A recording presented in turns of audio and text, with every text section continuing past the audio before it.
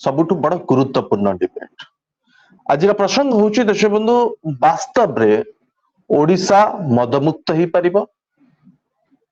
ओडिशा रे वर्तमान नुआ सरकार भारतीय जनता पार्टी रो डबल इंजिन सरकार ओडिशा रु मद बैन करि परिबे।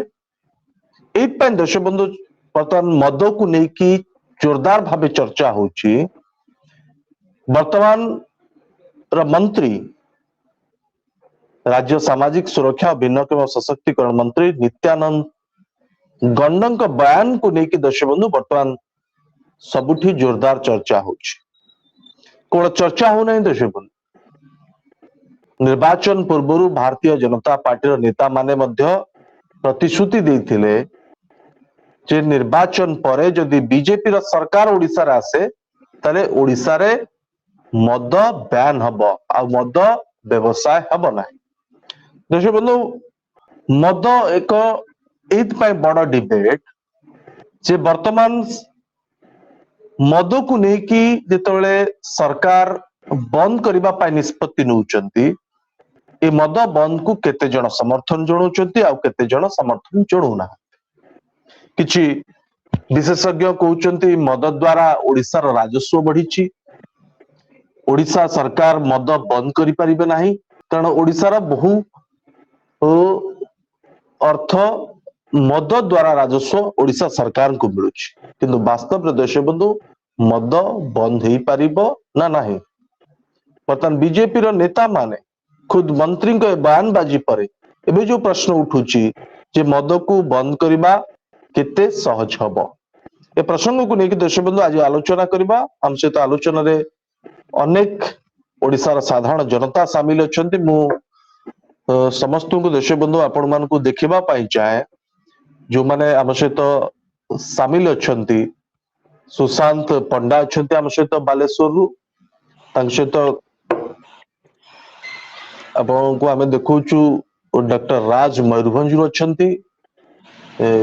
जाजपुर रु मध्य अछंती वीरेंद्र बेहरा अछंती। देश बंधु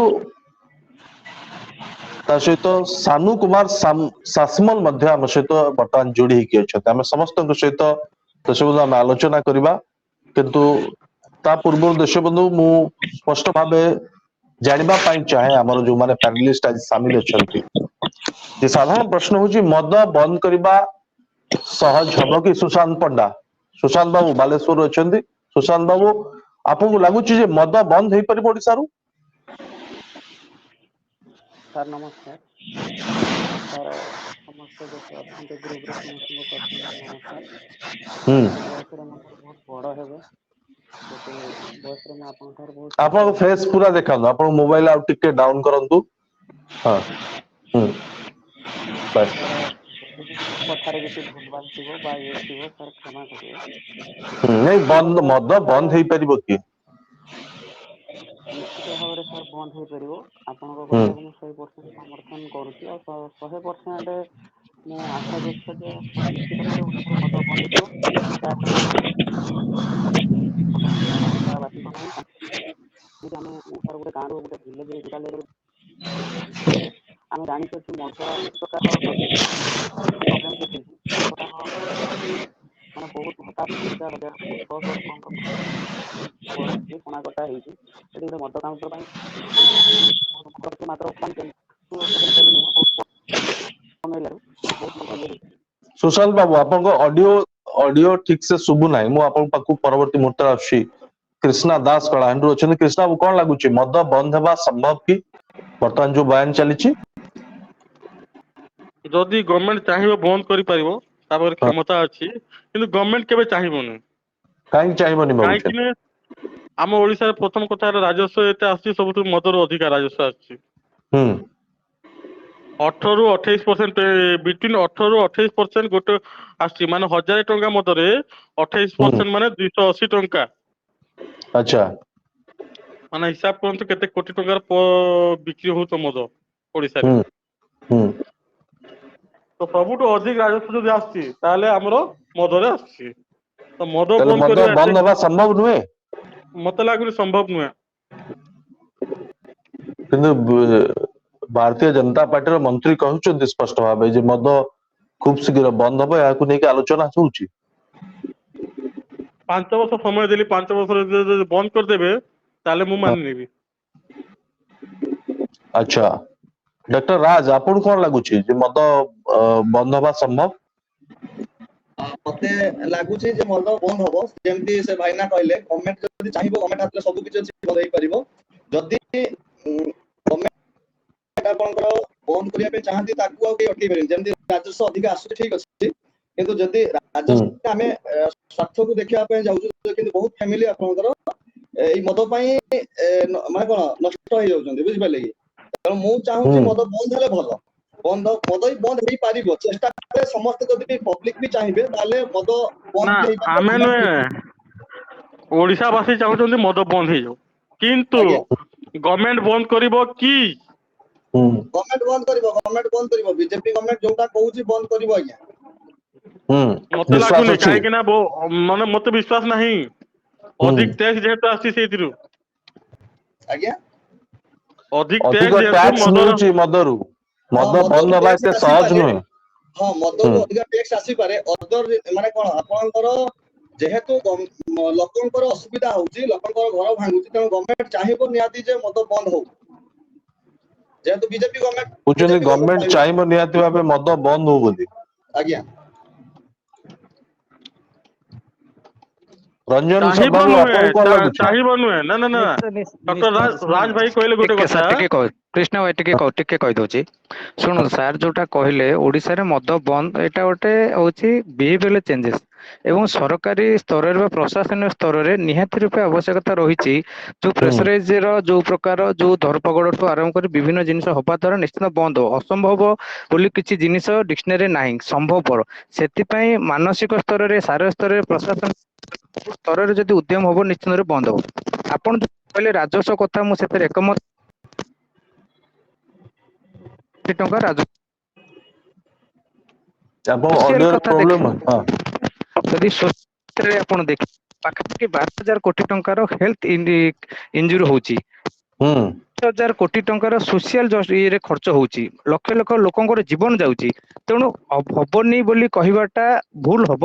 ହବ, କିନ୍ତୁ କଣ ହଉଛି, ଲାର୍ଜ ସ୍କେଲରେ ଯୋଉଟା କଂଜପସନ ହଉଛି, ସେଟା ଟିକେ ଇଣ୍ଟେନସିଟି ଟା କମିବ, କମିବା ଦରକାର। ଦେଖନ୍ତୁ, ଆମେ ଆଦିବାସୀ ଅଧ୍ୟୁଷିତ ଅଞ୍ଚଳ କଥା ଯଦି କହିବା, କଳାହାଣ୍ଡିର ଭାଇ ଅଛନ୍ତି, ଆପଣ ଜାଣିଥିବେ ଆଦିବାସୀ ମାନଙ୍କ ପ୍ରମୁଖ ପର୍ବରେ ମଦଟାକୁ ଦିଆଯାଏ। କିନ୍ତୁ ସେଠି ତ ଆପଣ ଯଦି ଯେହେତୁ ବ୍ୟବସ୍ଥା ଅନୁସାରେ ଅଛି, ଆପଣ ସେଠି ରଞ୍ଜନ କମ୍ପ୍ଲିଟଲି ବାବୁ, ବନ୍ଦ କରି। ଆପଣ କ୍ୟାମେରା ଆଉ ଟିକେ ଉପରକୁ, ଆପଣଙ୍କ ଫେସ୍ ପୁରା କ୍ଲିୟର ଆସୁନି। ହଁ, ବାସ୍ କୁହନ୍ତୁ। ବୀରେନ୍ଦ୍ର ବାବୁ, ଆପଣ ମଧ୍ୟ କ୍ୟାମେରା ଆଡଜଷ୍ଟ କରନ୍ତୁ। ହଁ, କୁହନ୍ତୁ ରଞ୍ଜନ ବାବୁ, ମଦ କାହିଁକି ବନ୍ଦ ହେଇପାରିବ ନାହିଁ?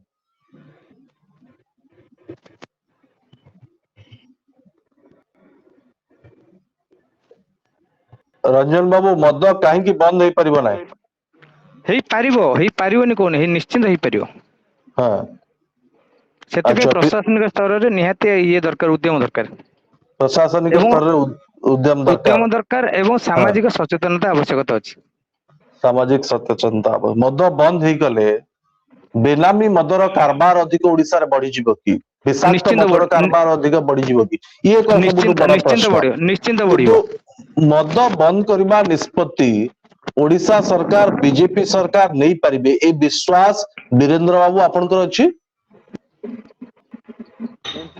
ଆଜ୍ଞା ସାର୍। ଆପଣଙ୍କର ସେ ବିଶ୍ୱାସ ଅଛି ମଦ ବନ୍ଦ ହେଇଯିବ, ସରକାର ବନ୍ଦ କରିଦେଇ ପାରିବେ? ସାର୍ ବନ୍ଦ ହେଲେ ବହୁତ ଭଲ ହୁଅନ୍ତା, କାରଣ ଲୋକମାନେ ଯୋଉ ମଦ ପିଇକି, ପ୍ରାୟ ଲୋକ ତ ଡ୍ରାଇଭିଂ କରୁଛନ୍ତି ମଦ ପିଇକି, ଆକ୍ସିଡେଣ୍ଟ ହଉଛି, ତାଙ୍କ ପରିବାର ଭାସି ଯାଉଛି। ହୁଁ ମାନେ ମଦ ପିଇକି ଝଗଡା ଝାଟି, ହଣା କଟା ସବୁ ଗଣ୍ଡଗୋଳ ବି ହଉଛି। ହୁଁ ବୁଝୁଛନ୍ତି କି? ସେତିକି ଅପେକ୍ଷାରୁ ମଦ ଟା ବନ୍ଦ କଲେ ସବୁଠାରୁ ଭଲ ହୁଅନ୍ତା। ମଦ ବନ୍ଦ କଲେ ସବୁଠୁ ତ ଭଲ ହୁଅନ୍ତା, ସମସ୍ତେ କଥା ଚାହୁଁଛନ୍ତି, କିନ୍ତୁ ମଦ ବନ୍ଦ କରିବା ସମ୍ଭବ କି? ଆପଣ ମାନେ ଆପଣଙ୍କ ଗାଁରେ ସଚେତନତା ସୃଷ୍ଟି କରିବେ କି ନାଇଁ ମଦ ବନ୍ଦ ହବା ଦରକାର? ଯଦି ସରକାର ବନ୍ଦ କରିବା ପାଇଁ ଚାହୁଁନଥିବେ, ତାହେଲେ ସରକାରଙ୍କ ଉପରେ ଚାପ ପ୍ରୟୋଗ କରିବେ କି? ଆଜ୍ଞା, ନିଶ୍ଚିନ୍ତ କରାଯିବ। ନାଇଁ କରାଯିବ, ଏ କେବଳ କହିଲେ ହବନି, ମାନେ ଏଇଭଳି ମାନସିକତା ଅଛି ନା ନାଇଁ? କାରଣ ଆଜ୍ଞା ବହୁତ ଅଛି। ଲୋକ କୁହନ୍ତି ମଦ ବନ୍ଦ ହେଇଯାଉ ଉପରେ, କିନ୍ତୁ ସମସ୍ତେ କୁହନ୍ତୁ ମଦ ବ୍ୟବସାୟ ଏମିତି ଚାଲିଥାଉ। वीरेंद्र बाबू आपण चाहती मद बंद होगा दरकार? आज्ञा अच्छा समस्त जानी मद द्वारा कौन क्षति होउछि? सानू सासमल अछंती सानू बाबू आपण कौन भाबुछंती मद बंद होगा संभव? ओडिशा सरकार मद को बंद कर दे परिबे? निश्चित भावे देखନ୍ତୁ सुनील बाबू संविधान जो कार्यकारिता रही मद बंद को हम स्वागत करूँ किंतु सरकार विभिन्न दिग को देखी विचार करने दरकार जे मद बंद कले कौन कुप्रभाव पड़िबो कि मद बंद न कले कौन पड़िबो ये विभिन्न दिग को सरकार विचार करिवे। देखନ୍ତୁ ଆମେ ଜାଣିଛେ ବିଗତ ଦିନର କଥା ଯଦି ଆମେ ଦେଖିବା ଯେତେବେଳେ ବିଭିନ୍ନ ରାଜ୍ୟରେ ମଦକୁ ବ୍ୟାନ୍ କରାଯାଇଥିଲା ଆପଣ ଦେଖନ୍ତୁ ହରିୟାଣା କଥା କୁହନ୍ତୁ କେରଳ ତାମିଲନାଡୁ କଥା କୁହନ୍ତୁ ସେତେବେଳେ ବିଭିନ୍ନ ପ୍ରକାର ଅପ୍ରୀତିକର ପରିସ୍ଥିତି ମଧ୍ୟ ପରବର୍ତ୍ତୀ ସମୟରେ ଦେଖିବାକୁ ମିଳିଥିଲା ଯୋଉଥିପାଇଁ ଏ ସରକାର ତାକୁ ୱିଡ୍ର କରିବା ପାଇଁ ବାଧ୍ୟ ହୋଇଥିଲେ।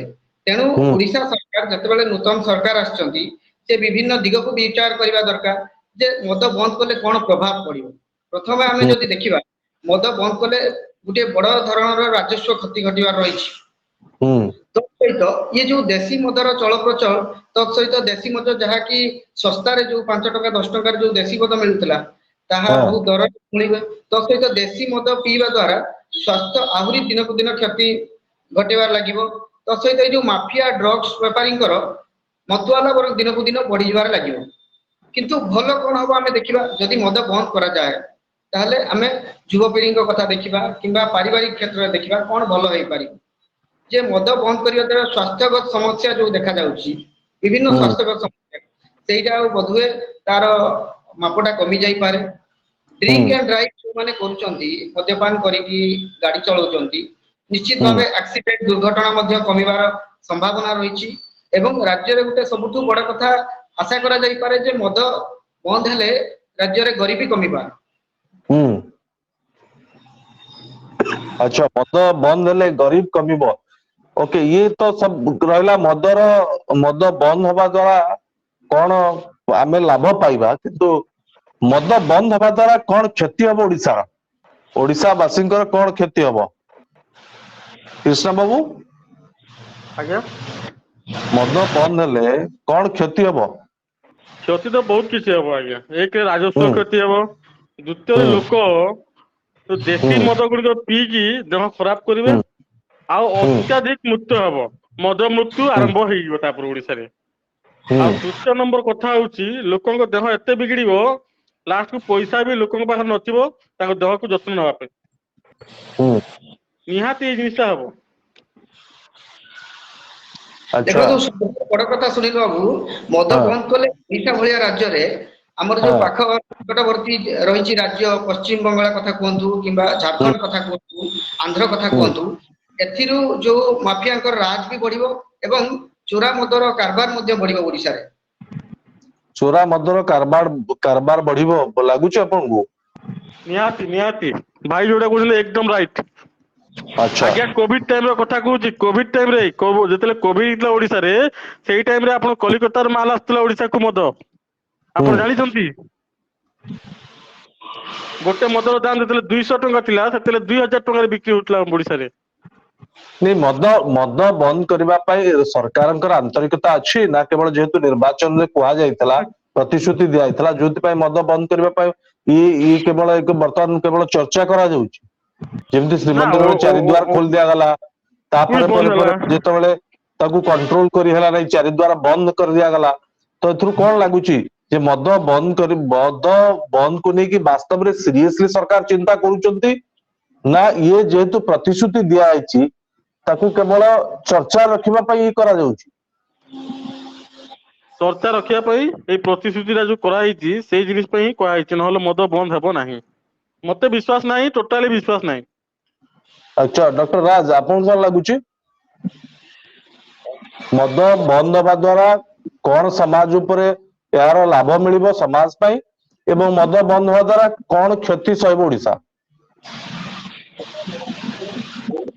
जीव आज्ञा कहीं मद जदि बंद हुए बहुत घर बंची जीव बहुत घर सुधरी जीव माने जेमिति कि गोटे राज भाई गोटे मिनिट बहुत घर सुधरी जीव तापर देशी मद आरंभ होई जीव एरा भी भाबंतु देशी मद आरंभ होई जीव देशी मद आरंभ होला माने बहुत घर पुणी बिगड़ी जीव ଶୁଣନ୍ତୁ ଗଭର୍ଣ୍ଣମେଣ୍ଟ ତା ଉପରେ ଆକ୍ସନ ନବ ନା, ଯେତେବେଳେ ବିଦେଶୀ ମଦକୁ ବନ୍ଦ କରାଯିବ ସେତେବେଳେ ଗଭର୍ଣ୍ଣମେଣ୍ଟ ତା ଉପରେ ଆକ୍ସନ ନବ। ଦେଶୀ ମଦ ଯେମିତି କି ଅବକାରୀ ଡିପାର୍ଟମେଣ୍ଟ ଅଛି, ପୋଲିସ ଡିପାର୍ଟମେଣ୍ଟ ଅଛି, ତାଙ୍କୁ ସେମାନଙ୍କୁ ଦାୟିତ୍ୱ ଦିଆଯିବ। ଗାଁରେ କିଛି କମିଟି ତିଆରି ହବ ଯେ ତମେ ମଦକୁ ଯେମିତି ଏସଏଚଜି ମହିଳା ମାନଙ୍କୁ ଦାୟିତ୍ୱ ଦିଆ ହଉଥିଲା, ମହିଳା ମାନେ ହିଁ ଯାଇକି ବନ୍ଦ କରିବେ। ଏଇ ଭାବେ ହେଲେ ଆସ୍ତେ ଆସ୍ତେ, ମୁଁ କହୁନି ଏକାଥରେ ସୁଧୁରିଯିବ, କିନ୍ତୁ ଆସ୍ତେ ଆସ୍ତେ ସୁଧୁରିବ।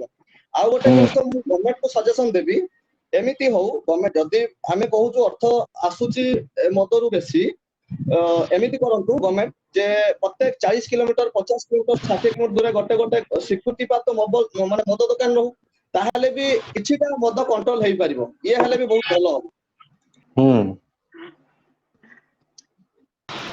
ଶୁଣନ୍ତୁ, କରିବା ଇଏ ବହୁତ ବଡ କଥା। ରାଜ୍ୟ ସରକାର ନୂତନ ଭାବେ ଓଡିଶାରେ ଶାସନ ଭାର ନେଲେ, ସିଏ ଆଲୋଚନା କଲେ, ଆକୁ କାର୍ଯ୍ୟକାରୀ କରିକି ଦେଖାନ୍ତୁ। କାହିଁକି ନା କାର୍ଯ୍ୟକାରୀ କରିବା ଦ୍ୱାରା କେତେ କ୍ଷତି, ଆଜିର ସମୟରେ ଯେମିତି ଶିକ୍ଷାନୁଷ୍ଠାନର କଥା କହିବା, ସ୍ୱାସ୍ଥ୍ୟାନୁଷ୍ଠାନର କଥା କହିବା, ଛତୁ ଫୁଟିଲା ଭଳି ଯେମିତି ଖୋଲି ଦେଇଥିଲେ ରାଜ୍ୟ ସରକାର, ବିଗତ ରାଜ୍ୟ ସରକାର, ଇଏ ରାଜ୍ୟ ସରକାର ମଧ୍ୟ ସେମିତି ପ୍ରତ୍ୟେକ ପଞ୍ଚାୟତରେ ଆପଣ ଯଦି ଦେଖିବେ, ପ୍ରତ୍ୟେକ ପଞ୍ଚାୟତ ଲେବୁଲରେ ଯୋଉଠିକି ଆପଣ ଗୋଟେ କ୍ଷୀର ପାଉଚଟିଏ ପାଇବେ ନାହିଁ, କିନ୍ତୁ ସେ ଜାଗାରେ ଆପଣଙ୍କର ସେ ଜାଗାରେ ମଦ ମିଳୁଛି। ନିଶ୍ଚିତ ଭାବେ ବିଦେଶୀ ମଦ ଦୋକାନଟି ଆପଣ ପାଇବେ। ତେଣୁ ଆଚ୍ଛା, ଏଇ 5 ବର୍ଷ ଭିତରେ ମଦର ବହୁଳ ପ୍ରସାର ନବୀନ ପଟ୍ଟନାୟକ ସରକାର କରିଛି, ଏଇ କଥା ଆପଣ ଅନୁଭବ କରୁଛନ୍ତି କି ଶାସମଲ ବାବୁ? ନିଶ୍ଚିତ ଭାବେ 100% ଆପଣ ଦେଖନ୍ତୁ, ଯଦି ଆମେ ପୁରା ରୁରାଲ ଏରିଆକୁ ଯିବା, ଯୋଉଠି କମ୍ୟୁନିକେସନର ଗ୍ୟାପ ରହିଛି, ସେ ଜାଗାରେ ଆପଣ ଯଦି ଦେଖିବେ ବିଦେଶୀ ମଦର ପ୍ରଚଳନ ରହିଛି, ବିଦେଶୀ ମଧ୍ୟ ଲୋକ ପିଉଛନ୍ତି, କିନ୍ତୁ ସେ ଜାଗାରେ କିନ୍ତୁ କ୍ଷୀର ମିଳୁନାହିଁ। କ୍ଷୀର ପ୍ୟାକେଟ ଟି ଯଦି ଆପଣ ଖୋଜିବେ ମିଳିପାରୁନାହିଁ। ତେଣୁ ସରକାରଙ୍କୁ ଇଏ ବଡ ଚ୍ୟାଲେଞ୍ଜ। ସରକାର ପ୍ରଥମେ ଏହାର ଯୋଉ ଲାଇସେନ୍ସ ପ୍ରଦାନ କରୁଛନ୍ତି, ଦେଖିବା ଦରକାର ଯେ ଆମେ କେତେ ମାତ୍ରାରେ ଲାଇସେନ୍ସ ପ୍ରଦାନ କରିବୁ, ଯଦ୍ୱାରା ଏହା ଗୋଟେ ବଡ କଣ୍ଟ୍ରୋଲରେ ରହିପାରିବ। ତେଣୁ ସବୁଠାରୁ ବଡ କଥା, ଆଗ କଣ୍ଟ୍ରୋଲ କରିବା ପାଇଁ ପଡିବ, ପରବର୍ତ୍ତୀ ସମୟରେ ମଦ ବେନ୍ ର ଆଲୋଚନା ଆରମ୍ଭ ହେବ। ଆଚ୍ଛା, ଏହାକୁ କଣ୍ଟ୍ରୋଲ କରାଯିବା ଦରକାର, ତା ପରବର୍ତ୍ତୀ ମୁହୂର୍ତ୍ତରେ ମଦ ବ୍ୟାନ୍ ହବ। ଡକ୍ଟର ରାଜ, ମୁଁ ଆପଣଙ୍କୁ ଜାଣିବା ପାଇଁ ଚାହେଁ ଯେ ବର୍ତ୍ତମାନ ସରକାର ଯୋଉ ଭଳି ଭାବେ ନିଷ୍ପତ୍ତି ନେବା ପାଇଁ ଯାଉଛନ୍ତି ଯେ ମଦର ବନ୍ଦ ହବା ଦରକାର, ମଦ ବନ୍ଦ ହବା ଦ୍ୱାରା ଅନେକ ଯୋଉମାନେ ମହିଳା ମାନେ ଆନ୍ଦୋଳନ କରି ଆସୁଥିଲେ, ଯୋଉ ମହିଳା ମାନଙ୍କର ଦାବି ଥିଲା ଯେ ଆମ ପରିବାର ବର୍ବାଦ ହେଇଯାଉଛି, ଆମକୁ ନ୍ୟାୟ ମିଳୁ, କିନ୍ତୁ ଏ ସବୁ କ୍ଷେତ୍ରରେ ଆପଣଙ୍କୁ ଲାଗୁଛି ଯେ ରାଜ୍ୟ ସରକାର ଏ ଦିଗରେ ଖୁବ ଶୀଘ୍ର ଏକ ବଡ କାର୍ଯ୍ୟାନୁଷ୍ଠାନ ନେଇପାରିବେ, ବଡ ପଦକ୍ଷେପ ନେଇପାରିବେ? ଡକ୍ଟର ରାଜ, ମୁଁ ପ୍ରଥମେ କହିଲି ସରକାରଙ୍କ ହାତରେ ପାୱାର ଅଛି, ସରକାର ଚାହିଁଲେ ସବୁ କିଛି କରିପାରିବେ।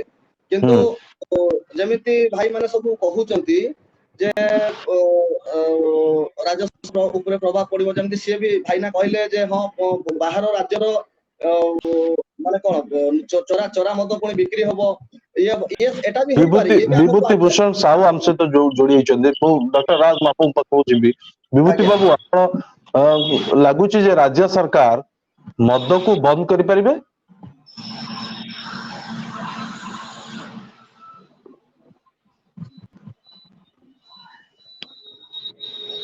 ବିଭୂତି ଶୁଣି ପାରୁଛନ୍ତି? ନାଇଁ ବିଭୂତି ବାବୁ, ଆପଣ ଅଡିଓ ସେଟିଂ ଆଉ ଥରେ କରିନିଅନ୍ତୁ, ମୁଁ ଆପଣଙ୍କ ପାଖକୁ ପୁଣି ଥରେ ଫେରୁଛି। ଡକ୍ଟର ରାଜ, ଆପଣ କଣ କହୁଥିଲେ? ସରକାର ଚାହିଁଲେ ବନ୍ଦ କରିପାରିବେ? ନା, ମୁଁ କହୁଛି ସରକାରଙ୍କ ହାତରେ ସବୁ କିଛି ଅଛି, ସରକାରଙ୍କ ହାତରେ ପାୱାର ଅଛି। ସରକାର ଚାହିଁଲେ ସବୁ କିଛି କରିପାରିବେ।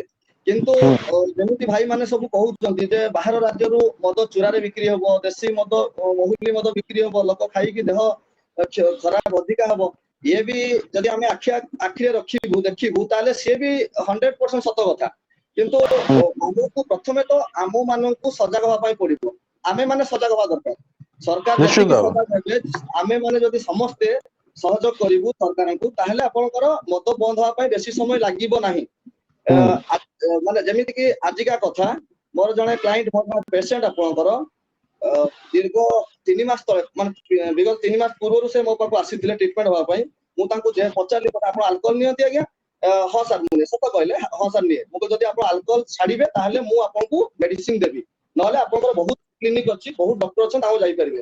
3 ମାସ ପରେ ଆଜିକାର ଖବର, ତାଙ୍କର ମତେ ଖବର ଆସିଲା ଯେ ସେ ଲୋକ ଡେଥ କରିଗଲେ। ତାମାନେ ଦେଖନ୍ତୁ, ସେଇ ଗୋଟାଏ ଲୋକ ତାଙ୍କ ଘର ସମ୍ଭାଳୁଥିଲା, ତାଙ୍କ ଘର ଫ୍ୟାମିଲି ମେମ୍ବର 7 ଜଣ।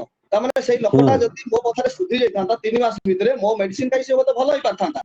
କି ସୁସ୍ଥ ରହିପାରିଥାନ୍ତା। ତେଣୁ ମଦ ପାଇଁ ବହୁତ କିଛି ଜୀବନ ଯାଉଛି, ବହୁତ କିଛି ଲୋକ ପ୍ରୋବ୍ଲେମରେ ପଡୁଛନ୍ତି। ଯଦି ସଚେତନ ନ ହେବେ ଆଜ୍ଞା ତାହେଲେ ସରକାର ବି କିଛି କରିବେନି। କେବଳ ମଦ ବନ୍ଦ କଥା କୁହାଗଲା, ହଁ ଗଭର୍ଣ୍ଣମେଣ୍ଟ ଆକ୍ସନ ନେବେ ଯେ ଆପଣ ମଦ ପିଇବେ ତା ପାଇଁ ଫାଇନ ପଡିବ, ମଦ ପିଇବେ ଯଦି ଧରା ହେଲେ ତାହେଲେ ଜେଲ ଯିବେ। ଏସବୁ ଯଦି କଡା ପଦକ୍ଷେପ ନେବେ ତାହେଲେ କିଛିଟା ହେଇପାରିବ। ଚୋରା ମଦ ଯଦି ବିକ୍ରି ହୁଏ, ଚୋରା ମଦକୁ ଆପଣଙ୍କର ଯିଏ ବିକୁଛି ତା ଉପରେ ଆକ୍ସନ ନିଆଯିବ, ତାହେଲେ ଗଭର୍ଣ୍ଣମେଣ୍ଟ କିଛି କରିପାରିବ ମତେ ଲାଗୁଛି।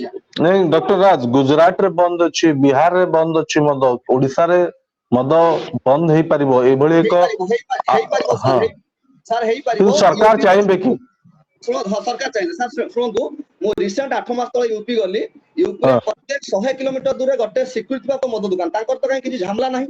ହଁ କିଛି ଲୋକ ଚୁରା, ଯାହାର ପିଇବା ପାଇଁ ଇଚ୍ଛା ଅଛି, ମରିବା ପାଇଁ ଇଚ୍ଛା, ଜମ ଡାକୁଛି, ସେ ତ ଆଜ୍ଞା ଯିବ ହିଁ ଯିବ, ଲୁଚିକି ନାଇଁ ଡକ୍ଟର ରାଜ, ଯେ ୟୁପିରେ ଝାମଲା ହଉନାହିଁ, ମଦ ପିଇକି ଲୋକ ଭଦ୍ର ଭାବେ କଥାବାର୍ତ୍ତା କରୁଛନ୍ତି, ସେୟା ନୁହେଁ।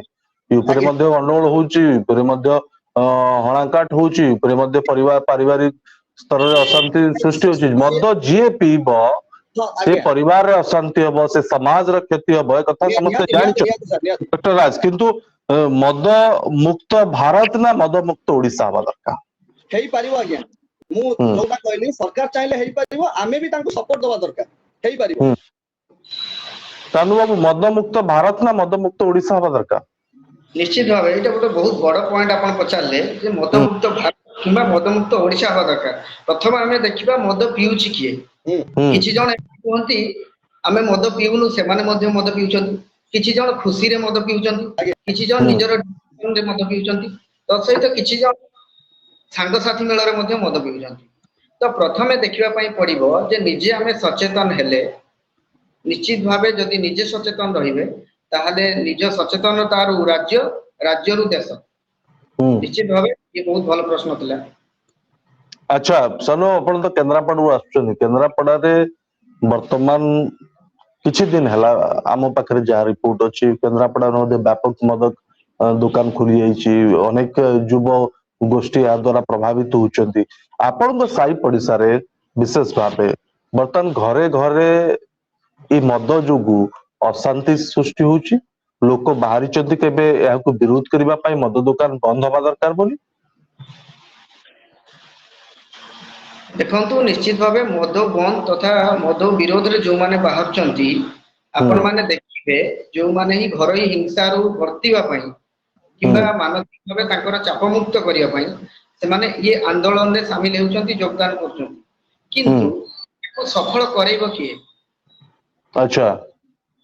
ହୁଁ ଯଦି ଗୋଟେ ସ୍ୱାମୀ ନାଇଁ, ସେଠି ଆପଣଙ୍କର ଯିଏ ଅଛନ୍ତି ଜନପ୍ରତିନିଧି, ଯିଏ ବିଧାୟକ ଅଛନ୍ତି, ଯିଏ ସରପଞ୍ଚ ଅଛନ୍ତି, ଯିଏ ସମିତି ସଭ୍ୟ ଅଛନ୍ତି, ଜିଲ୍ଲା ପରିଷଦ ସଦସ୍ୟ ଯିଏ ଅଛନ୍ତି, ସେ ଏଇ ଦିଗରେ କେବେ ନାଇଁ ମଦ ବନ୍ଦ ହବା ଅଭିଯାନ ଆମେ ଆରମ୍ଭ କରିବା, ଆନ୍ଦୋଳନ କରିବା, ସରକାରଙ୍କୁ ଯିବା, ଏଭଳି କିଛି କରିଛନ୍ତି?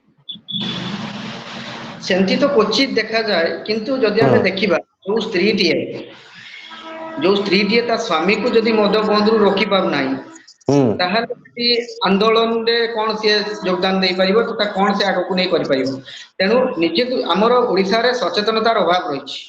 ନାଇଁ, ସଚେତନତା ତ ଅଭାବ ଅଛି। କେବଳ ମଦ କଥା କହିଲେ ମହିଳା ମାନଙ୍କ କଥା ଉଠେ, ଯେ ମହିଳା ମାନେ ମଦ ପାଇଁ ଆନ୍ଦୋଳନ କରିବେ, ମହିଳା ମାନେ ମଦ ପାଇଁ ରାଜରାସ୍ତାକୁ ଓହ୍ଲେଇବେ, କିନ୍ତୁ ପୁରୁଷ ମାନେ କେହି ବାହାରନ୍ତି ନାହିଁ। ବରଂ ମହିଳା ମାନେ, ଆମେ ଦେଖିଛୁ ବହୁତ ସମୟରେ ମହିଳା ମାନେ ମଦ ଦୋକାନ ଭାଙ୍ଗିବାର, କିନ୍ତୁ କେବେ ବି ଆମେ ଦୃଶ୍ୟ ଦେଖିନୁ ଯେ ପୁରୁଷ ମାନେ ମଦ ଦୋକାନ ଭାଙ୍ଗିବାର। ତ ଏଇଭଳି ଫରକ କାହିଁକି? ଆମେ କାହିଁକି ଗୋଟେ ପରୋକ୍ଷରେ ମଦକୁ ସମର୍ଥନ ଜଣାଉଛେ ସିଧାସଳଖ ଭାବେ, ମହିଳା ମାନେ କେବଳ ବିରୋଧ କରୁଛନ୍ତି ମଦକୁ? ସେ ବାବଦରେ ଯଦି ଆମେ ଦେଖିବା, ଯୋଉମାନେ ମଦ ପିଉଛନ୍ତି କିମ୍ବା ହୁଁ ଆଗ୍ରହୀ ଅଛନ୍ତି, ସେମାନେ ତ ତା ସମର୍ଥନ ଦେବେ ନିଶ୍ଚିତ ଭାବରେ, ଏଥିରେ ଦୋମତ ନାହିଁ। କ୍ରିଷ୍ଣା ବାବୁ, ଆପଣଙ୍କ ମତ କଣ? ଯେ ମଦକୁ କେବଳ ମହିଳା ମାନେ ବିରୋଧ କରିବେ, କିନ୍ତୁ ଆମେ କେବଳ ତାମସା ଦେଖିବା? ପୁରୁଷ ମାନେ ଯେତେ ପୁରୁଷ ଅଛନ୍ତି, 4.5 କୋଟିରୁ ପାଖାପାଖି 3.5 କୋଟି ତ ମଦୁଆ, ହୁଁ ଆଉ ବିରୋଧ କିଏ କରିବ? ନାଇଁ, ଏଠି ପ୍ୟାନେଲ ରେ ବସିଥିବା ନା ନା, ଡକ୍ଟର ପୁରାପୁରି ହୁଁ ସତ୍ୟ କଥା ଏଇଟା ପୁରାପୁରି ହୁଁ ସତ୍ୟ କଥା। କିଏ ମାନେ କିଏ 3.5 କୋଟି ସବୁଦିନ ଓଡିଆ ପିଏ, କିଏ ମଦୁଆ। ଦିନେ ଦିନେ ପିଏ, କିଏ କିଏ ମାସକରେ ଥରେ ହଁ, ପିଉଥିବ, କିଏ 2 ମାସରେ ଥରେ କିଏ ପିଉଥିବ, କିଛି ପାର୍ଟିରେ ଗ୍ୟାରେଣ୍ଟି ପିଏ, ନାହିଁ। କିଏ ବାହାଘରରେ ପିଏ, କିଏ ବ୍ରତ ଘରେ ପିଏ। ଓକେ, ଠିକ ଅଛି। ସୁଶାନ୍ତ ପଣ୍ଡା, ସୁଶାନ୍ତ ବାବୁ, କଣ ଲାଗୁଛି ଯେ ମହିଳା ମାନେ ବିରୋଧ କରିବେ ଆଉ ଆପଣ ମାନେ ତାମସା ଦେଖିବେ?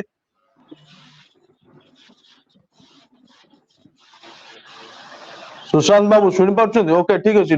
ଡକ୍ଟର ରାଜ, କେବଳ ମହିଳା ମାନେ କଣ ଠିକା ନେଇଛନ୍ତି କେବଳ ମଦ ପାଇଁ ବିରୋଧ କରିବେ? ନା ନା, ମୁଁ ତ ମୁଁ ଆକ୍ଚୁଆଲି ସମସ୍ତ ପୁରୁଷ ଜାତିଙ୍କୁ, ସମସ୍ତ ପୁରୁଷ ଭାଇ ମାନଙ୍କୁ ମୁଁ କହିବି, ଯେତେବେଳେ ଯୋଉ ଜାଗାରେ ସ୍ତ୍ରୀ ଲୋକ ମାନେ ଆନ୍ଦୋଳନ ହୁଁ କରୁଛନ୍ତି, ଆନ୍ଦୋଳନ ଓହ୍ଲାଉଛନ୍ତି, ଆମେ ମାନେ ସହଯୋଗ କରିବା ନିହାତି ଦରକାର। ଯେମିତି କି ମୁଁ ମୋ ଏରିଆରେ ଯଦି କେବେ ଦେଖେ ମୁଁ ଫ୍ରି ଥାଏ, ତ ସେମାନେ ଆନ୍ଦୋଳନ କଲେ ମୁଁ ତାଙ୍କୁ ଯାଇକି ସହଯୋଗ କରେ। ତା ପାଇଁ କିଛି ଏଣ୍ଟ୍ରି ବି ହେଇଛି ମଝିରେ। ଗତ ବର୍ଷ ମୋର ସେଇ ସିଚୁଏସନ ମୋର ଆସିଥିଲା, ଯେମିତି କି ଆପଣ ଜଣେ ଡକ୍ଟର ହେଇକି ଆପଣ ସେବା କରିବା କଥା, ଆମେ ବର୍ତ୍ତମାନ ଯିବୁନି ଆପଣଙ୍କ କ୍ଲିନିକକୁ। ମୁଁ କହିଲି ଶୁଣନ୍ତୁ, ଆପଣ ଆସନ୍ତୁ, ମୁଁ ବଞ୍ଚେଇବା ପାଇଁ ଆସିଛି, ତେଣୁ ଆପଣଙ୍କ ଘର ଯଦି ବଞ୍ଚିଯାଏ ତାହେଲେ ହବ। କିନ୍ତୁ ଶୁଣନ୍ତୁ, ସମସ୍ତେ ସହଯୋଗ କରିବା କଥା। ଯେମିତି ଭାଇନା କହିଲେ 3.5 କୋଟି ପାଖାପାଖି ମଦୁଆ ଅଛନ୍ତି, କିଏ ଖୁସିରେ ପିଉଛି, କିଏ ଦିନେ ପିଉ, କିଏ 2 ଦିନ, କିନ୍ତୁ ସେଇ ଯୋଉ ଆଉ ହୁଁ କିଛି ଲୋକ ବି ଅଛନ୍ତି ଟୋଟାଲ ପିଉନାହାନ୍ତି। ନାଇଁ, ଛୋଟ ତେଣୁ ଯେତିକି ଡକ୍ଟର ରାଜ ଛୋଟ ରିଆକ୍ସନ ନେଇଯିବା। ବିଭୂତି ଭୂଷଣ ସାହୁ, ବିଭୂତି, ଆଜ୍ଞା କଣ ଲାଗୁଛି ଯେ ମଦ ବନ୍ଦ ହେଇପାରିବ ଓଡିଶାରୁ? ସାର୍ ନମସ୍କାର। ହଁ। ଆପଣ ଯୋଉ ପ୍ରଶ୍ନ କଲେ ଯେ ଓଡିଶାରୁ ମଦ ହୁଁ ବନ୍ଦ ହେଇପାରିବ କି ନାହିଁ, ଜଣେ ଯୁବକ ହିସାବରେ ମୁଁ ତ ପ୍ରଥମେ ଚାହିଁବି ଯେ ଓଡିଶାରୁ ମଦ ବନ୍ଦ ହେବା ଆବଶ୍ୟକ ରହିଛି ସାର୍। ହୁଁ କାରଣ ମୁଁ ସାର୍ ବର୍ତ୍ତମାନ ମୋର ସ୍ନାତକ ସରିଲା, ମୁଁ ଦେଖିଛି ମୋର ବନ୍ଧୁ ମାନେ ମଦ ଦ୍ଵାରା ବହୁତ ଆକୃଷ୍ଟ ହୋଇଛନ୍ତି ଏବଂ ମଦ ଦ୍ଵାରା ଶିକାର ହେଇକି ସେମାନେ କେବଳ ବନ୍ଧୁ ନା, ସାହି ପଡିଶାରେ ମଧ୍ୟ ପ୍ରତ୍ୟେକ ସମସ୍ତେ ପରିବାରରେ। ହଁ। ପରିବାରରେ ମଧ୍ୟ ମୋ ସାହି ପଡିଶା, ମୋର ବନ୍ଧୁ, ସେମାନେ ମଦ ଦ୍ଵାରା ଆକ୍ରୋଶ ହେଇଛନ୍ତି। ମଦ ଦ୍ଵାରା ସାର୍ ସେମାନେ ମାନେ ଶିକାର ହେଇକି ନିଜର ଯୋଉ ଲକ୍ଷ୍ୟ ଥାଏ, ଲକ୍ଷ୍ୟଠାରୁ ସେମାନେ ଦୂରକୁ ଚାଲି ଯାଇଛନ୍ତି। ତେଣୁ ହୁଁ ନିଶ୍ଚିତ ଭାବରେ ଓଡିଶାରେ ମଦ ବନ୍ଦ ହେବା ଆବଶ୍ୟକ ରହିଛି, କିନ୍ତୁ ଓଡିଶା ସରକାର ତାକୁ ବନ୍ଦ କରିପାରିବେ କି ନାହିଁ ସେଇଟା ସରକାରଙ୍କ ଉପରେ ରହିଛି। କାରଣ ନାଇଁ, ଆମେ ଯଦି ଦେଖିବା ନିତ୍ୟାନନ୍ଦ ଗଣ୍ଡ, ମନ୍ତ୍ରୀ ନିତ୍ୟାନନ୍ଦ ଗଣ୍ଡ ଯୋଉ କଥା କହିଛନ୍ତି ବର୍ତ୍ତମାନ, ଯେ ମଦ ବନ୍ଦ ଆଜ୍ଞା ହବ, ମଦ ବନ୍ଦକୁ ନେଇକି ଚର୍ଚ୍ଚା ହଉଛି। ଆପଣ ନିର୍ବାଚନ ସମୟରେ ବିଭୂତି ବାବୁ ଆପଣ ଶୁଣିଥିବେ ଯେ ବିଜେପିର ନେତା ମାନେ ପ୍ରତିଶ୍ରୁତି ଦେଇଥିଲେ ଯେ ଆମର ଯଦି ଭାଜପାର ସରକାର ଆସେ ତାହେଲେ ଓଡିଶାରୁ ମଦ କାରବାର ସମ୍ପୂର୍ଣ୍ଣ ବନ୍ଦ ହେଇଯିବ। ସାର୍ ଆପଣ ଦେଖନ୍ତୁ, ଭାଜପା ସରକାର ଯୋଉଠି ସରକାର କରିଛି, ଆପଣ ଗୁଜୁରାଟର ଉଦାହରଣ ନେଇପାରିବେ, ଆପଣ ବିହାରର ମଧ୍ୟ ଉଦାହରଣ ନେଇପାରିବେ। ସେଠି ହୁଁ ଆଜ୍ଞା ମଦ ବନ୍ଦ ହେଇପାରିଛି। ଯଦି ହୁଁ ସେଠାରେ ମଦ ବନ୍ଦ ହେଇପାରିଲା, ତାହେଲେ ଓଡିଶାରେ ମଧ୍ୟ ମଦ ବନ୍ଦ ହେଇପାରିବ। କିନ୍ତୁ ହୁଁ ସରକାର ଯୋଉ ତାଙ୍କର ମାନିଫେଷ୍ଟୋ ଦେଇଥିଲେ, ଯାହା ଆପଣ କହିଲେ, ତାକୁ କାର୍ଯ୍ୟକାରୀ କେତେ କରୁଛନ୍ତି ସେଇଟା ଆଜ୍ଞା ଦେଖିବା ଦରକାର। ମଦ ବନ୍ଦ କରିବେ କି ନାହିଁ, ନା ସରକାର କେବଳ ନିଜ ଭୋଟ ବ୍ୟାଙ୍କ ପାଇଁ ମଦ ବନ୍ଦ କରିବା କଥା କହିଥିଲେ। କିନ୍ତୁ ଓଡିଶାରେ ହୁଁ ମଦ ବନ୍ଦର ଆଜ୍ଞା ଆବଶ୍ୟକତା ରହିଛି। ଆଚ୍ଛା ବିଭୂତି ବାବୁ, ଯେ ଆଜ୍ଞା ବର୍ତ୍ତମାନ ମଦ ବନ୍ଦକୁ ନେଇକି, ମଦ ବିରୋଧରେ କେବଳ ଆନ୍ଦୋଳନ ଆମେ ମହିଳା ମାନଙ୍କୁ ଦେଖିଛେ, କେବେ ଆଜ୍ଞା ପୁରୁଷ ମାନେ ମଦ ବିରୋଧରେ ଆନ୍ଦୋଳନ କରିବାର ଏଇ ଚିତ୍ର ଆମେ ଓଡିଶାବାସୀ କେବେ ଦେଖି ନାହାନ୍ତି। କିନ୍ତୁ ବର୍ତ୍ତମାନ ସମୟ ଆସିଛି କି, ଯେହେତୁ ସମାଜ ମଦ ପାଇଁ ନଷ୍ଟ ହଉଛି, ପ୍ରତ୍ୟେକ ପରିବାରରେ ମଦ ପାଇଁ ମା ଆଖିରେ, ସ୍ତ୍ରୀ ଆଖିରେ ଲୁହ ଝରୁଛି, ଏଥିପାଇଁ ପ୍ରତ୍ୟେକ ପୁରୁଷ ଏକଜୁଟ ହବା ଦରକାର, ପ୍ରତ୍ୟେକ ପୁରୁଷ ଆନ୍ଦୋଳନ କରିବା ଦରକାର, ପ୍ରତ୍ୟେକ ପୁରୁଷ ଏହାକୁ ନେଇକି ବିରୋଧ କରିବା ଦରକାର। ବିଭୂତି? ନିଶ୍ଚିତ ଭାବରେ ସାର୍, ଆପଣ ଗୋଟେ ବହୁତ ଭଲ କଥା କହିଛନ୍ତି। ଆମେ ହୁଁ ଅତୀତରେ ଦେଖିଛୁ ମହିଳା ମାନେ ଅନେକ ସମୟରେ ମଦକୁ ବିରୋଧ କରିଛନ୍ତି। ଆପଣ ହୁଁ ମଧ୍ୟ ନ୍ୟୁଜରେ ମଧ୍ୟ ଦେଖିଥିବେ କି ଅନେକ ହୁଁ ଜାଗାରେ ଯୋଉଠି ମାନେ ଚୋରା ମଦ ବିକ୍ରି ହଉଥାଏ, ସେଇ ଜାଗାକୁ ଯାଇ ଭଙ୍ଗାରୁଜା ମଧ୍ୟ କରନ୍ତି। ହୁଁ ତେଣୁକରି ବର୍ତ୍ତମାନ ସମୟ ଆସିଛି ଆମ ପୁରୁଷ ସମାଜକୁ ମଦ ବିପକ୍ଷରେ ଲଢିବା ପାଇଁ। କାରଣ ଯୋଉ ଜାଗାରେ ମଦ ବନ୍ଦ ହବ, ସେଇ ଜାଗାରେ ଗୋଟେ ସୁସ୍ଥ ଏବଂ ଭଲ ସମାଜଟେ ଗଠନ ହେଇପାରିବ। ତେଣୁକରି ପ୍ରଥମ ଭାବରେ ଆମେ କୁହନ୍ତି ଯୁବକ ହଉଛି ଭବିଷ୍ୟତ, ଯୁବକ ସବୁ ଜିନିଷର ପ୍ରଥମେ ଆଗେ ବାହାରିବା ଦରକାର। କିନ୍ତୁ ଆଜିର ଯୁବ ସମାଜ ଯେଉଁଭଳି ହୁଁ ଭାବରେ ମଦ ଦ୍ଵାରା ଆକ୍ରୋଶ ହେଇଛନ୍ତି, ଯେମିତି ହୁଁ ମଦକୁ ସେମାନେ ଆପଣେଇ ନେଇଛନ୍ତି, ମତେ ଜଣେ ଯୁବକ ହିସାବରେ ଲାଗୁନାହିଁ ଆଜ୍ଞା କୋଉ ଯୁବକ ଆଜି ମଦ ବିପକ୍ଷରେ ବାହାରିବ। ଯଦି ମଦ ବିପକ୍ଷରେ କାହାକୁ ବାହାରିବାର ଅଛି ପୁରୁଷ ସମାଜ, ସେ ହଉଛି ପ୍ରଥମେ ଆମ ଉପର ଜେନେରେସନ ବା ଆମ ବାପା ମାଙ୍କ ପିଢି, ସେଇମାନେ ବାହାରି ପାରିବେ ପ୍ରଥମେ। ତାଙ୍କ ପାଖରେ ସେମାନେ ବାହାରିବାର ଆବଶ୍ୟକତା ରହିଛି, କାରଣ ତାଙ୍କ ପୁଅ ନାଇଁ, କି ଆପଣ ତାଙ୍କ ମାନେ ଝିଅ ବାହାରିବେ ଯଦି ନା ମଦ ନାଇଁ ପିଉଛି, ଏବେ ଯେହେତୁ ଯୁବ ସମାଜ ବିଭୁ ବାହାରିବାର ସାର୍ ମୁଁ ବାହାରିବି, ହଁ ଯୁବ ହଁ ସମାଜ ବାହାରିବାର ଆବଶ୍ୟକତା ରହିଛି। କିନ୍ତୁ ମୁଁ ଯୋଉ କଥା କହିଲି କି ଯୁବ ସମାଜ ଆଜି ମଦ ଦ୍ଵାରା ଶିକାର ହେଇଯାଇଛି, ତେଣୁକରି ମଦ ଦ୍ଵାରା ବହୁତ କମ ଯୁବ ସମାଜ, ଆମେ ଯଦି କହିବା 100 ଭାଗରୁ ମାତ୍ର 10 ଭାଗ ଯୁବକ ମଦ ବିପକ୍ଷରେ ବାହାରିବେ। ହୁଁ ତେଣୁକରି ଯଦି ଆମେ ଦେଖିବା ଯୋଉମାନେ ବୃଦ୍ଧ ତ କହିପାରିବାନି, ହୁଁ ଯୋଉମାନେ 50-60 ବର୍ଷର ବ୍ୟକ୍ତି, ସେଇ ସମାଜ ଆଗେ ବାହାରିବା ଦରକାର ମଦ ବିପକ୍ଷରେ ଲଢିବା ପାଇଁ। ସୁନୀଲ ବାବୁ, ଆଜି ଯଦି ଯୁବ ସମାଜକୁ ପଥଭ୍ରଷ୍ଟ କରିଛି, ତାହେଲେ ହଁ ଇଏ ନିଶା। ନିଶା କବଳରୁ ବଚିବା ପାଇଁ ଯଦି ଆମେ ଦେଖିବା ସରକାରଙ୍କ ଦୃଷ୍ଟିଗୋଚରକୁ, କି ହଁ କୌଣସି ରାଜନୈତିକ ଦଳର ବ୍ୟକ୍ତି ବିଶେଷ ଯେତେବେଳେ କୌଣସି ସଭା କରନ୍ତି କିମ୍ବା ନାଇଁ କୌଣସି ସାନୁ ବାବୁ, ପ୍ରଶ୍ନ ହଉଛି ଯେ ମଦ ବ୍ୟବସାୟ ଦ୍ଵାରା ରାଜନୀତି ଭଲ ଚାଲେ, ବିଭିନ୍ନ ରାଜନୈତିକ ଦଳ ଗୁଡିକୁ ଭଲ ପାଣ୍ଠି ମିଳେ, ରାଜନୈତିକ ପାଣ୍ଠି ମିଳେ, କେବଳ ରାଜନୈତିକ ଦଳ ନୁହେଁ, ସ୍ଥାନୀୟ ଯିଏ ବିଧାୟକ ଅଛନ୍ତି, ସ୍ଥାନୀୟ ଯୋଉ ଜନପ୍ରତିନିଧି ଅଛନ୍ତି, ସେମାନେ ଭଲ ଆକାରର ମୋଟା ଆକାରର ଚାନ୍ଦା ନିଅନ୍ତି ମଦ ଦ୍ଵାରା। ଏହା ଉପରେ ଆପଣଙ୍କର ଯୋଉ ଚର୍ଚ୍ଚା ହୁଏ, ଯୋଉଥିପାଇଁ ନେତା ମାନେ ଜନପ୍ରତିନିଧି ମାନେ ଚାହୁଁନାହାନ୍ତି ଯେ ଓଡିଶାରୁ ମଦ ବନ୍ଦ ହଉ, ଏହାକୁ ବନ୍ଦ କରିବା ପାଇଁ ହେଲେ କଣ କରାଯିବା ଦରକାର? ନିଶ୍ଚିତ ଭାବେ ଜନପ୍ରତିନିଧି ତ ଚାହିଁବେ ନାହିଁ, କାହିଁକି ନା ଯଦି ସମସ୍ତେ ଶିକ୍ଷିତ ହୋଇଯିବେ ତାହେଲେ ହୁଁ ନିଶ୍ଚିତ ଭାବେ କୋଉଠି ନା କୋଉଠି ସରକାରଙ୍କ ପାଇଁ ବିପଦ ଆସିବ ଆଗାମୀ ଦିନରେ। ତେଣୁ ହୁଁ ସରକାରରେ ଯୋଉ ଥିବା କିଛି ନେତା ମନ୍ତ୍ରୀଙ୍କ କଥା କୁହନ୍ତୁ କିମ୍ବା ଜନପ୍ରତିନିଧି ମାନେ ଏହାକୁ ସହଜରେ ଗ୍ରହଣ କରିବେ ନାହିଁ। ଏନେଇ ଏକ ସଚେତନତା ଆବଶ୍ୟକତା ରହିଛି। ଓଡିଶାରେ ଯୋଉ ଯୁବଗୋଷ୍ଠୀ ଭାଇମାନେ ବି ଅଛନ୍ତି, ଯୋଉ କଥା ହୁଁ କହିଲେ ଏକ ଧରଣର ସଚେତନତା ରହିଛି। ଦେଖନ୍ତୁ ମୁଁ ଗୋଟେ ଛୋଟ ମଦର କାହାଣୀ ଆପଣଙ୍କୁ କହିବି। ହୁଁ ଆମେରିକାରେ ନିଶା ବିରୋଧୀ ଆନ୍ଦୋଳନ ହୋଇଥିଲା ବିଗତ ଦିନରେ। ତା ହୁଁ ପରବର୍ତ୍ତୀ ସମୟରେ ଏକ ବିରୋଧ କରାଯାଇଥିଲା ମଦ ବନ୍ଦ ପାଇଁ। ହୁଁ ଓକେ ବିଭୂତି ବାବୁ, ନେକ୍ସଟ ଟାଇମ ଆପଣ ଯେତେବେଳେ ବେତରକାର ଆସିବେ ସେତେବେଳେ ଇୟର ଫୋନ କୁ ବ୍ୟବହାର କରିବେ। ବାରମ୍ବାର କହୁଛୁ ଯେ ସାଉଣ୍ଡ କ୍ଲିୟର ଆସିବା ଦରକାର, ଆପଣଙ୍କ ସାଉଣ୍ଡ ଆମ ଠିକ ପାଖରୁ ଅଛି ଠିକ ଅଛି କ୍ଲିୟର ଆସୁନି। ଓକେ ଠିକ ଅଛି ବିଭୂତି ବାବୁ, ଙ୍କର ରିଆକ୍ସନ ନଉଥିଲି। ସୁଶାନ୍ତ ପଣ୍ଡା ଆମ ସହିତ ଅଛନ୍ତି। ସୁଶାନ୍ତ, କଣ ଦେଖୁଛନ୍ତି, ମଦ ବନ୍ଦ ହେଇପାରିବ ଓଡିଶାରୁ? କେବଳ ମହିଳା ମାନେ ନିଶ୍ଚିତ ଆନ୍ଦୋଳନ କରୁଛନ୍ତି, ମହିଳା ମାନେ ବିରୋଧ ନା ନା କରୁଛନ୍ତି, ସାର୍ ନା ନା ସାର୍ ଆପଣ ମାନେ ଯୁବଗୋଷ୍ଠୀ ମାନେ ଚୁପଚାପ ବସୁଛନ୍ତି। ନାଇଁ ସାର୍ ଆପଣ ଭୁଲ ଭାବୁଛନ୍ତି। ଆମେ ଆମ ଲେବୁଲରେ ଆମେ ଚେଷ୍ଟା କରୁଛୁ। ଆମ ଗାଁରେ ଆମେ ବାରମ୍ବାର ସେ ବିଷୟରେ କାମ କରୁ। ଆମର ଏଠି ଗୋଟେ କାଉଣ୍ଟର ଥିଲା ଘର ପାଖରେ, ଆମେ ତାକୁ ବିଭିନ୍ନ ପ୍ରକାର ଅପୋଜ କରୁ, ଆନ୍ଦୋଳନ କରୁ। ନା ଭାଇ ଗୋଟେ ମିନିଟ, କେସିଙ୍ଗାରେ ଗୋଟେ କାଉଣ୍ଟର ଥିଲା ମଦ ଦୋକାନ କେସିଙ୍ଗାରେ। ହୁଁ କୃଷ୍ଣ ବାବୁ କଣ କହୁଛନ୍ତି? ହଁ ଯୋଉ ଭାଇ କହିଲେ ଆମ ଘର ପାଖରେ ଯୋଉ କାଉଣ୍ଟର ଥିଲା ଆମେ ଅପୋଜ କଲୁ, ଇଏ କଲୁ। ହୁଁ କେସିଙ୍ଗାରେ ଗୋଟେ ବି ଏମିତି ଥିଲା, ଅପୋଜ ହୁଁ କରାହେଲା। ମୁଁ ସେଠି ଥିଲି ସେତେବେଳେ। ତ ମୁଁ ପଚାରିଲି ହୁଁ ଗୋଟେ ସ୍ତ୍ରୀ ଲୋକ କଣ ପାଇଁ କରାହଉଛି ନା ଚାନ୍ଦା ଦଉନି, ଆମର ପ୍ରହରୀ ହଉଛି ଆମ ଏଠି, ମାନେ ନାମ ହୁଁ ଯଜ୍ଞ ହବ ଚାନ୍ଦା ଦବନି ତ ତା ଦୋକାନକୁ ଭଙ୍ଗା ହବନି, ଏମିତି କଥାବାର୍ତ୍ତା। ବୁଝିପାରିଲେ? ସେଠି ପୁଣି ସେ ମଦୁଆ ବି ମଦ ପିଇକି ଯାଇକି ସେଠି ଭାଙ୍ଗୁଛି। ଏହା ବି ଆଚ୍ଛା, ହଉଛି କେତେଟା ଜାଗାରେ, ଏହା ବି ହଉଛି ଚାନ୍ଦା ପାଇଁ ବି ଭଙ୍ଗା ଯାଉଛି। ଚାନ୍ଦା ପାଇଁ ବି ଭଙ୍ଗା ଯାଉଛି। ଓକେ, ତାର ସଲ୍ୟୁସନ କଣ? ଶେଷ ପ୍ରତିକ୍ରିୟା ଆପଣ ସମସ୍ତଙ୍କୁ ନବା ପାଇଁ ଚାହିଁବି ଯେ ମଦ କୋଉ ଭଳି ଭାବେ ବନ୍ଦ ହେଇପାରିବ? ସୁଶାନ୍ତ, କଣ କରାଗଲେ ମଦ ବନ୍ଦ ହେଇପାରିବ? ସରକାର ତ କହୁଛନ୍ତି ଯେ ମଦ ବନ୍ଦ କରିବେ ବୋଲି, କିନ୍ତୁ ବାସ୍ତବରେ ମଦ ବନ୍ଦ ହବ ନା କେବଳ ଇଏ ଏକ ବର୍ତ୍ତମାନ ଚର୍ଚ୍ଚା ହଉଛି, ଯେମିତି ମୋ ଶ୍ରୀମନ୍ଦିରର ଚାରିଦ୍ୱାର କଥା ଚର୍ଚ୍ଚା ହେଲା, ତୁରନ୍ତ ଖୋଲି ଦିଆଗଲା, ତାପରେ ଦେଖିବାକୁ ମିଳିଲା ପ୍ରବଳ ଭିଡ ହେଲା। ମଦ ବନ୍ଦ ହବା ଦ୍ଵାରା ଓଡିଶା ଉପରେ କଣ ପ୍ରଭାବ ପଡିବ ଏବଂ ମଦ ବନ୍ଦ ହବା ଦ୍ଵାରା କଣ ଓଡିଶା ବାସୀଙ୍କୁ ସୁଫଳ ମିଳିବ? ବିଭୂତି, ଶେଷ ପ୍ରତିକ୍ରିୟା ଜାଣିବା ପାଇଁ ଚାହିଁବି। ସାର୍ ମଦ କିପରି ଭାବରେ ବନ୍ଦ ହେଇପାରିବ, ମୋ ମନରେ ଗୋଟେ ଆସୁଛି। ମଦକୁ ହୁଁ ସାର୍ ଆମେ ସିଧାସଳଖ ଯଦି ଆମେ ଡାଇରେକ୍ଟ ସାର୍ ବନ୍ଦ କରିଦବା, ତାହେଲେ ନିଶ୍ଚିତ ଭାବରେ ଓଡିଶାରେ ବହୁତ କିଛି ଅସୁବିଧା ଆମେ ଦେଖିବା। ହୁଁ ତେଣୁକରି କଣ ଆମେ ଅସୁବିଧା ଏମିତି ଦେଖିବା? କରିପାରିବା, ଅସୁବିଧା ସାର୍ ଆମେ ଦେଖିବା ଷ୍ଟ୍ରାଇକ୍ ହେଇପାରେ ମଦ ବନ୍ଦ ହେବା ପାଇଁ। ଲୋକମାନେ ନିଜର ମଦ ଆମେ ଯେମିତି ବନ୍ଦ ହବା ପାଇଁ, ମଦକୁ ବନ୍ଦ ନ କରିବା ପାଇଁ ଆନ୍ଦୋଳନ ହବ ନା ମଦକୁ ବନ୍ଦ କରିବା ପାଇଁ ଆନ୍ଦୋଳନ ହବ? ସାର୍ ବର୍ତ୍ତମାନ ତ ହେଇ ଆସିଛି ମଦକୁ ବନ୍ଦ କରିବା ପାଇଁ ଆନ୍ଦୋଳନ ହେଇଛି, କିନ୍ତୁ ଆପଣ ଯଦି ହଁ। ହଠାତ୍ ମଦକୁ ବନ୍ଦ କରୁଛନ୍ତି, ମତେ ଲାଗୁଛି ମଦକୁ ବନ୍ଦ ନ କରିବା ପାଇଁ ମଧ୍ୟ ଆନ୍ଦୋଳନ ମଦୁଆ ହେଇପାରେ। ମଦୁଆ ମାନେ ସାମ୍ନାକୁ ରାସ୍ତାକୁ ପଳେଇ ଆସିବେ ନିଶ୍ଚିତ ଆନ୍ଦୋଳନ ନିଶ୍ଚିତ କରିବା ପାଇଁ? ମଦୁଆ ମାନେ ସଦାସର୍ବଦା ରାସ୍ତାରେ ହିଁ ଥାନ୍ତି, ତେଣୁ ସେମାନେ ରାସ୍ତାକୁ ଯିବାକୁ ଦରକାର ପଡିବନି ଆଜ୍ଞା। ସେମାନେ ସିଧାସଳଖ ପଳେଇବେ ଷ୍ଟ୍ରାଇକ୍ କରିବା ପାଇଁ, ମଦ ଚାଲୁ ବୋଲି। ଆଚ୍ଛା, କୃଷ୍ଣ ଦାସ, କଣ ଲାଗୁଛି ମଦୁଆ ମାନେ ରାସ୍ତା ଆନ୍ଦୋଳନ କରିବେ? ପ୍ରଥମ କଥା ତ ମଦୁଆ ହେଲା, ବନ୍ଦ ହେଇଗଲେ?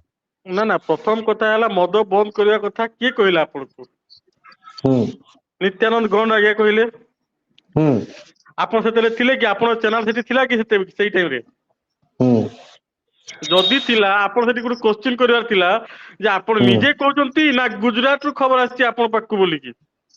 ହୁଁ କିନ୍ତୁ ସାର୍ ମୁଁ ଗୋଟେ କଥା କହିବି, କାଲି ଗୋଟେ ମୁଁ ଟୁଇଟ୍ ହୁଁ ଦେଖୁଥିଲି, କାହା ଟୁଇଟ୍ ସେଟା ମୋର ମନେ ନାହିଁ।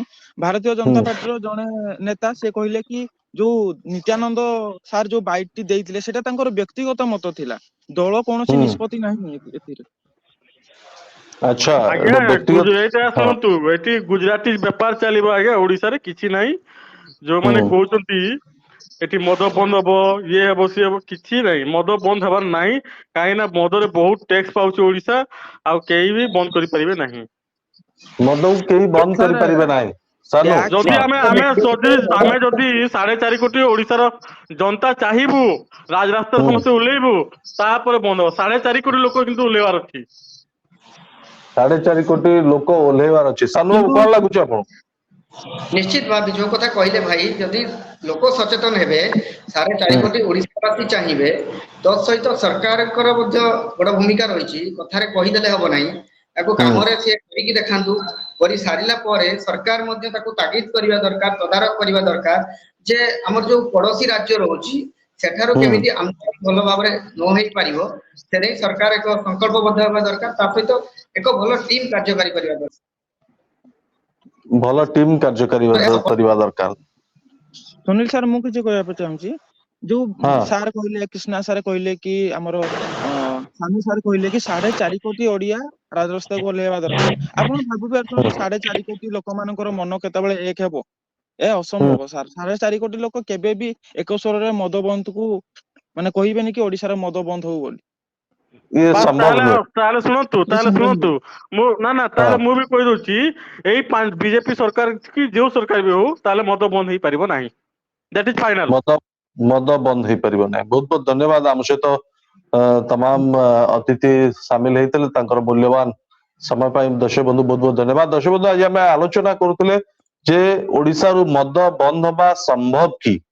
ଦର୍ଶକ ବନ୍ଧୁ, ଆମ ସହିତ ଆଲୋଚନାରେ ଓଡିଶାର ଅନେକ କୋଣ ଅନୁକୋଣରୁ ବିଭିନ୍ନ ଜିଲ୍ଲାରୁ ଅନେକ ଅତିଥି ଆମ ସହିତ ସାମିଲ ଥିଲେ। ସମସ୍ତଙ୍କର ମତ ହଉଛି ଯେ ରାଜ୍ୟ ସରକାର ଯୋଉ କଥା କହୁଛନ୍ତି ବାସ୍ତବରେ ସେ କଥା ରାଜ୍ୟ ସରକାର ପାଳନ କରିବା ପାଇଁ ଚାହୁଁନାହାନ୍ତି। ମଦ ବନ୍ଦ ହବା ଦ୍ୱାରା ଓଡିଶାର ରାଜସ୍ୱ କ୍ଷତି ହବ। କେବେ ସରକାର ଚାହିଁବେ ନାହିଁ ଓଡିଶାରୁ ମଦ ବନ୍ଦ ହଉ। ଏବଂ ଦ୍ୱିତୀୟ ପ୍ରଶ୍ନଟି ଦର୍ଶକ ବନ୍ଧୁ, ଯୋଉ କଥା ବେଶୀ ଚର୍ଚ୍ଚା ହଉଛି ଯେ ମଦକୁ କେବଳ ମହିଳା ମାନେ ବିରୋଧ କରୁଛନ୍ତି, କିନ୍ତୁ କୌଣସି ପୁରୁଷ କେବେ ମଦ ବିରୋଧରେ ଆନ୍ଦୋଳନ କରିବାର ଦେଖିବାକୁ ମିଳିନାହିଁ। ତେବେ ବର୍ତ୍ତମାନ ସମୟ ଆସିଛି କି ଯେହେତୁ ଓଡିଶାରେ ନୂଆ ସରକାର ଅଛି ଏବଂ ଡବଲ ଇଞ୍ଜିନର ସରକାର ଅଛି ଏବଂ ଏଇ ଭାରତୀୟ ଜନତା ପାର୍ଟିର ସରକାରରେ ଗୁଜୁରାଟରେ ମଦର କାରବାର ବନ୍ଦ ଅଛି ଏବଂ ବିହାରରେ ମଧ୍ୟ ମଦ ବ୍ୟବସାୟ ବନ୍ଦ ଅଛି। ବର୍ତ୍ତମାନ ବିଜେପି ସରକାର, ମୋହନ ସରକାରଙ୍କ ଉପରେ ଚାପ ପଡିବା ପ୍ରୟୋଗ ହବା ଦରକାର କି ଯେ ଓଡିଶାରୁ ମଦ ବନ୍ଦ ହଉ। ଏ ଚାପ କୋଉମାନେ ପ୍ରୟୋଗ କରିବେ? ଯେତେବେଳେ ଜଣେ ମନ୍ତ୍ରୀ କହୁଛନ୍ତି ମଦ ବନ୍ଦ ହବ ବୋଲି, ଆଉ ଜଣେ ମନ୍ତ୍ରୀ କହୁଛନ୍ତି ସେଭଳି କିଛି ଆଲୋଚନା ହେଇନାହିଁ। ଠିକ ସେଇଭଳି ଯେଭଳି ଭାବେ ଶ୍ରୀମନ୍ଦିରର ଚାରିଦ୍ୱାର ଖୋଲି ଦିଆଗଲା ଏବଂ ପରବର୍ତ୍ତୀ ମୁହୂର୍ତ୍ତରେ କୁହାଗଲା ଜୁନ 8 ତାରିଖ ଦିନ ରତ୍ନ ଭଣ୍ଡାର ଯାଞ୍ଚ ହବ, କିନ୍ତୁ ତାପରେ କୁହାଗଲା ସେଭଳି କୌଣସି ନିଷ୍ପତ୍ତି ହେଇନାହିଁ। କିନ୍ତୁ ବର୍ତ୍ତମାନ ଏଇ ଯୋଉ ଫ୍ଲକ୍ଚୁଏଟ ଭିତରୁ ବାସ୍ତବରେ ମଦ ବନ୍ଦ ହବାର ଏକ କନକ୍ଲୁଜନ ବାହାରିବ କି? ମୋହନ ସରକାର ନିଷ୍ପତ୍ତି ନେବେ କି ଓଡିଶାରୁ ମଦ ବନ୍ଦ ହଉ ବୋଲି? ଦେଖିବାର ଅଛି ଦର୍ଶକ ବନ୍ଧୁ, ଏହାକୁ ନେଇକି ଓଡିଶା ରାଜନୀତି କୋଉ ସ୍ତରକୁ ଯାଉଛି। ତାହେଲେ ଆଜିର ପବ୍ଲିକ ଡିବେଟକୁ ଏଠି ରଖିବା।